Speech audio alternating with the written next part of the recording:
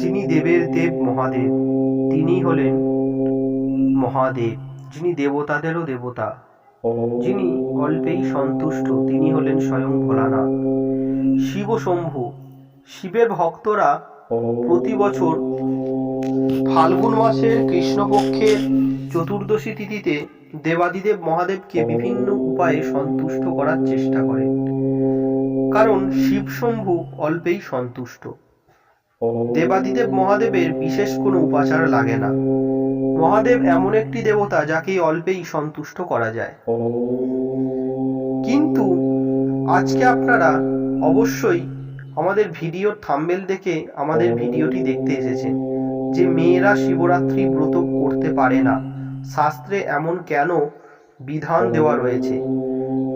এখনকার যুগে অধিকাংশ শিব মন্দিরেই শিবরাত্রির দিন দেখা যায় মহিলারা শিবরাত্রি বা শিব চতুর্দশীর ব্রত পালন করেন। শিব চতুর্দশী ব্রত কিভাবে মেয়েদের পালন করা উচিত, বা শিব চতুর্দশী ব্রত প্রথম কে পালন করেছিল, শিব চতুর্দশীর ব্রত কথা কি কি এমন ঘটনা ঘটেছিল যার জন্য এই মর্তলোকে, এই পৃথিবীতে শিব চতুর্দশী নামের এই ব্রতটি চালু করা হয়েছিল। নমস্কার, তীর্থবার্তা চ্যানেলের পক্ষ থেকে আপনাদের সকলকে জানাই আমাদের চ্যানেলে অনেক অনেক স্বাগত। আশা করি ঈশ্বরের কৃপায় আপনারা সকলেই খুব ভালো আছেন, সুস্থ আছেন, আনন্দে আছেন ও হাসি খুশি আছেন। আজকে আমরা আলোচনা করব শিব চতুর্দশী ব্রত কথা সম্পর্কে। আমরা সকলেই জানি কোনো না কোনো কিছু পেছনে অবশ্যই কোনো একটা কারণ থাকে, তা না হলে তার প্রচার বা তার মাহাত্ম্য পৃথিবীতে প্রচারিত হয় না। মানুষ সেই বিষয়টি জানবেই না যে এই জিনিসটা কি, কেন হচ্ছে, কেন পালন করা হয়।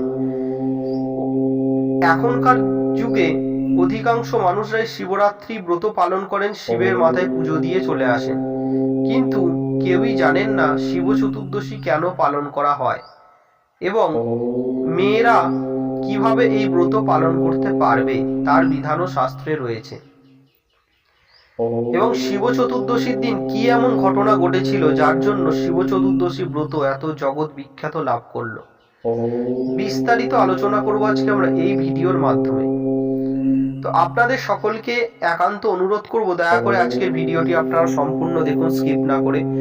আশা করি আজকের ভিডিওটি সম্পূর্ণ দেখলে, আজকের ভিডিও দেখে আপনারা অনেক উপকৃত হবেন এবং সমৃদ্ধ হবেন। আমাদের ভিডিও দেখে যদি আপনারা উপকৃত হন এবং সমৃদ্ধ হন, তাহলে দয়া করে আজকের ভিডিওতে একটি লাইক করবেন।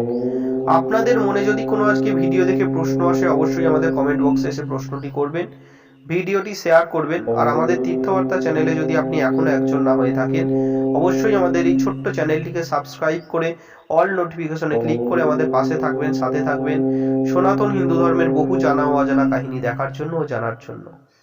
তাহলে চলুন আজকের আলোচনা আমরা শুরু করি। প্রতি বছর ফাল্গুন মাসের কৃষ্ণপক্ষের চতুর্দশী তিথিতে শিব চতুর্দশী ব্রত পালন করা হয়। এই বছর 2025 সালে 26শে ফেব্রুয়ারি শিব চতুর্দশী ব্রত পড়েছে। বাংলার 13ই ফাল্গুন বুধবার। শিব চতুর্দশী পড়ছে 26শে ফেব্রুয়ারি সকাল 9:41 ও শিব চতুর্দশী ছেড়ে যাচ্ছে 27শে ফেব্রুয়ারি বৃহস্পতিবার 8:29। আমরা সকলেই জানি এই শিব চতুর্দশীর অপর নামই হলো শিবরাত্রি, অর্থাৎ রাত্রি। এটি রাত্রের পূজা। কেন রাত্রের পূজা? সেই শিব চতুর্দশী বা শিবরাত্রির দিন রাত্রে কি এমন ঘটনা ঘটেছিল যার জন্য শিবরাত্রি বা শিব চতুর্দশী পূজা এত জগৎ বিখ্যাত লাভ করলো। শিব চতুর্দশী বা শিবরাত্রির সেই মাহাত্ম্য বা ব্রত কথাই আজকে আমরা তুলে ধরবো এই ভিডিওর মাধ্যমে। বহুকাল আগে বারাণসীতে এক ব্যাধ ছিল।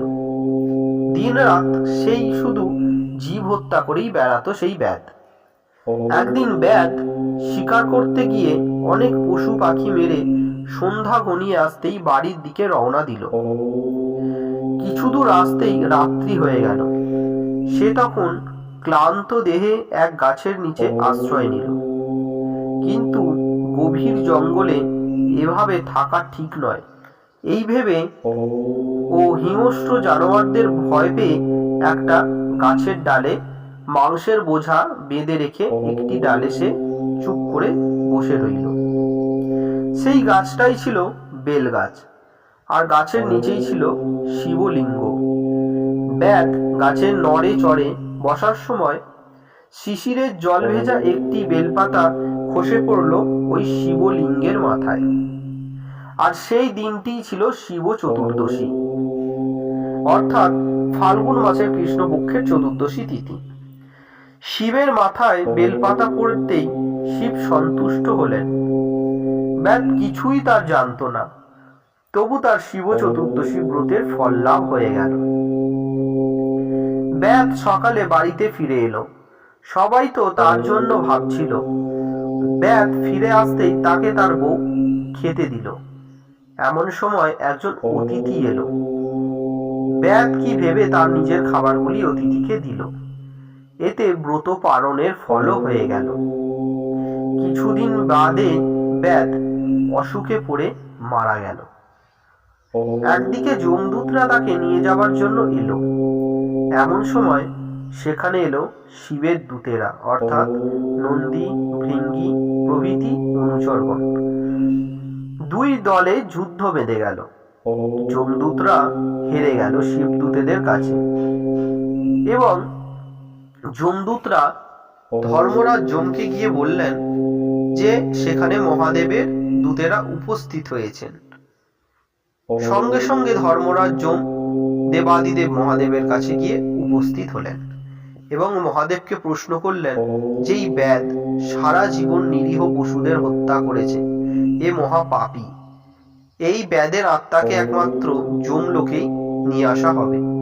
তখন মহাদেব বললেন, শোনো হে ধর্মরাজ, এই ব্যাধ ফাল্গুন মাসের কৃষ্ণপক্ষের চতুর্দশী তিথিতে শিব চতুর্দশী ব্রত পালন করেছে, তাই এর সমস্ত পাপ হরণ করেছি আমি, এবং এই মহাব্রত পালনের ফলে একে শিবলোকে স্থানই দেওয়া হবে।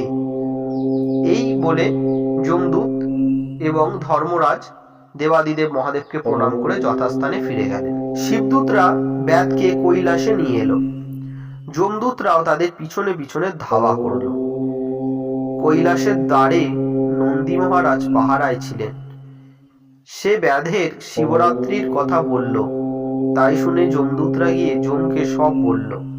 যম শুনে বললেন, হ্যাঁ, যে শিব বা বিষ্ণুর ভক্ত কিংবা যে শিব চতুর্দশী ব্রত করে আর যে বারাণসী ধামে মরে, তার উপর আমার কোনো অধিকার থাকে না।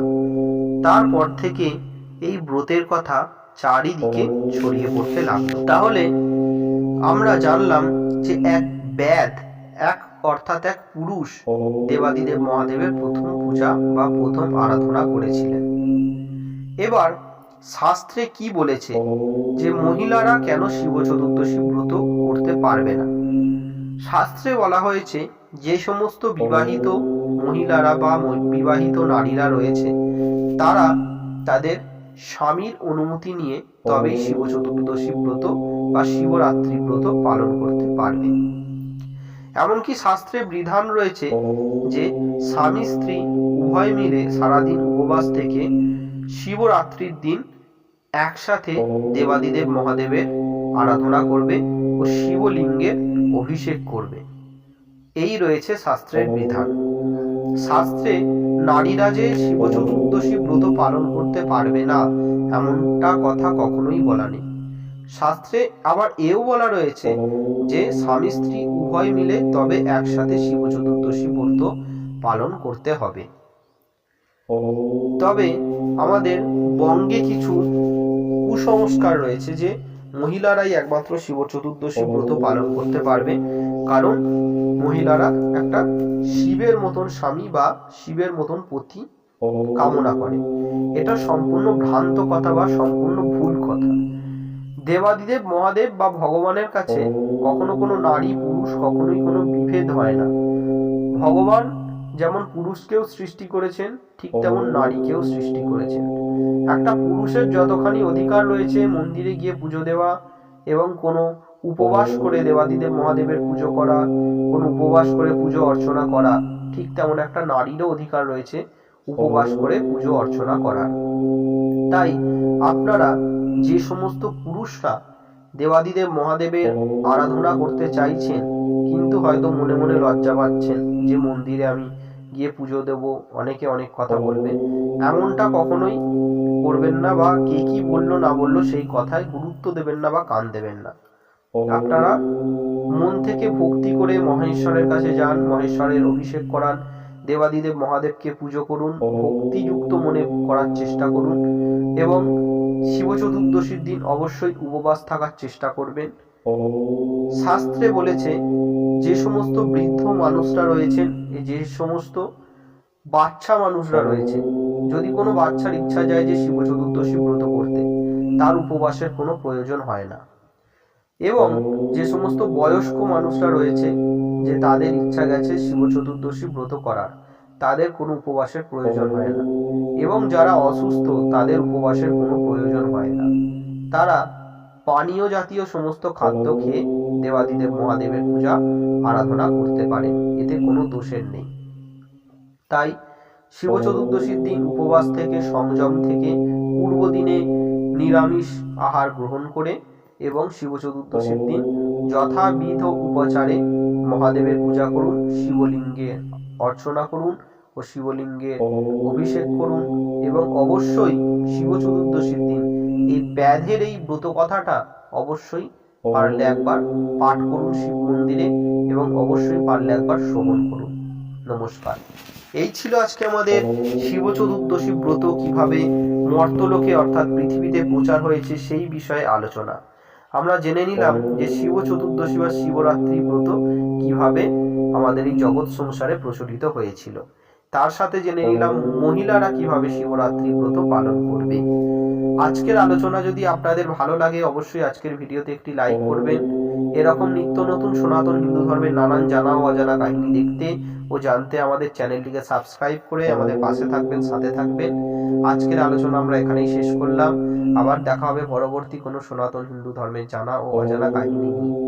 ঈশ্বরের চরণে প্রার্থনা করি আপনারা ততক্ষণে সকলে খুব ভালো থাকুন, সুস্থ থাকুন, আনন্দে থাকুন ও হাসি খুশি থাকুন। আর দেখতে থাকুন আমাদের এই ছোট্ট চ্যানেলটি তীর্থবার্তা। নমস্কার। হরে কৃষ্ণ। হর হর মহাদেব।